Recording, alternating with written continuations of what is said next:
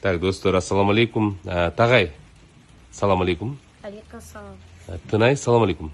Алейкум ассалам. Эйтжан, бул менин балдарым, 2 жана 3 уулум, 1 менен 4 жасы апасынын жанында, жумушта.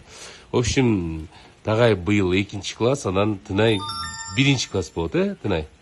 Анан балдар не деди? Ата телефон алып бериңизчи дедиңер, Тагай кандай телефон эле? Кызыл беле? Кызыл. Сага болсо? Черный Тагайдыкы окшош. Тагайдыкындай только кара, Анан мен не деп айттым силерге? Куран жаттаганды сиз алып бересиз. Куран жаттап алсаңар, мен телефон алып берем дедим. Сүйлөштүкпү? Да, мен кол берип коеюн.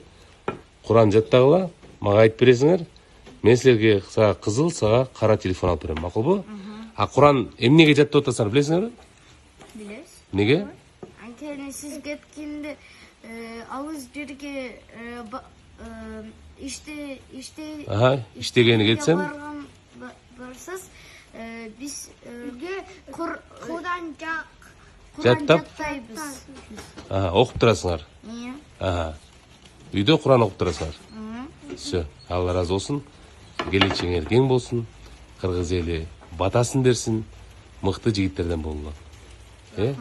Урматтуу достор, чакан лайфхак, балдарга чакан мотивация.